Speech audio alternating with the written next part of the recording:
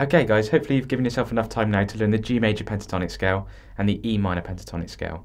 What we're going to do now is we're going to look at learning your first set of chords. We thought it was a great idea to put this along with the backing track so you can practice playing along the chords with the backing track and soloing with the backing track. Alright, so the first set of chords on the G major pentatonic backing track that you can play against, it starts with the G major chord, which I will explain to you now what that is.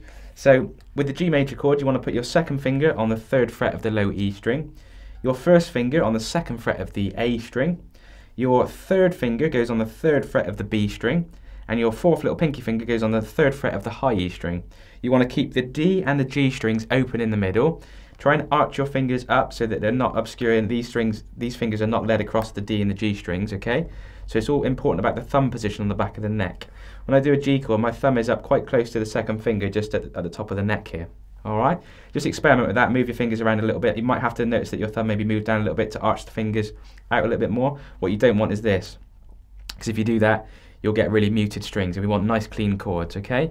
So the first chord in the sequence is G, alright? We're just going to do one strum, and this is what we're going to try and do. We're going to try and do one strum over the backing track. So the G major chord, the first one you play is this one, so...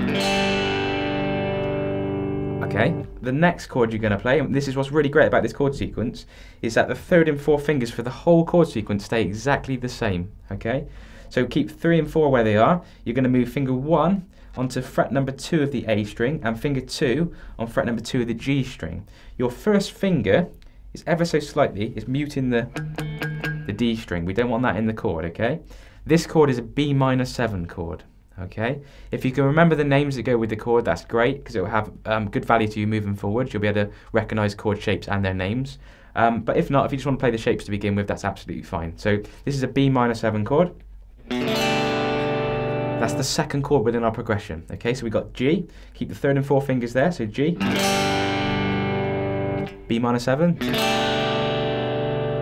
And really easy change now. This chord has a really long name, but very simple to play. It's an A7 sus4, okay? Very popular chord used on Wonderwall. A lot of these chords have been used on Wonderwall by Oasis. You can move your first finger down now to the D string 2nd fret, and then you're going to pick from the open A string all the way down, so from the 5th string to the 1st string. Try not to hit the low E string, and use your thumb over the top here, not pressing down, but just touching, the edge of your thumb's just touching the E string so that you're keeping it muted, okay? So that's our next chord, which is an A7 sus4. And our last chord of the progression, keeping 3rd and 4th again there, really simple as I said. You're using these fingers as pivot fingers to get to the next chord shape, and the next chord shape is E minor 7, okay?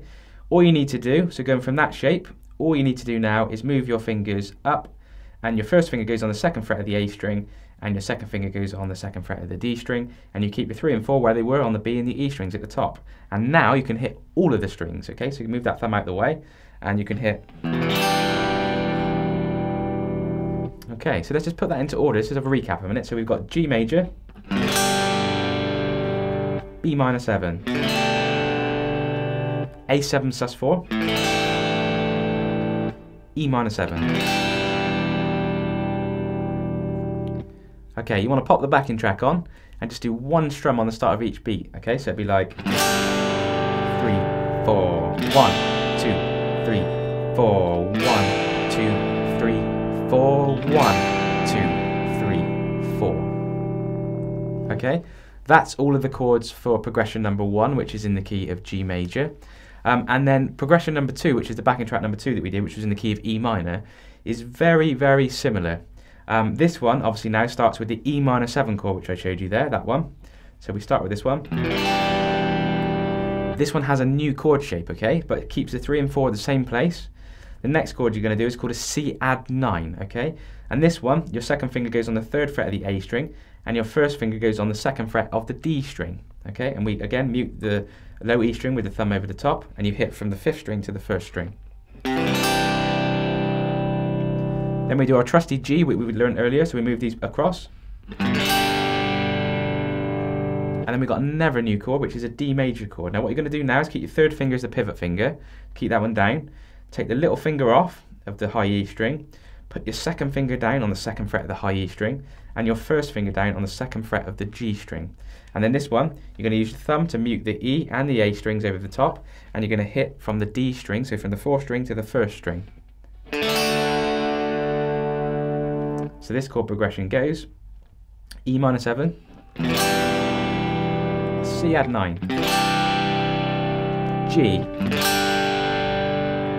D. I'll just play that through again, just counting along with that as well. So 1, 2, 3, 4, E minor 7, 2, 3, 4, C add 9, 2, 3, 4.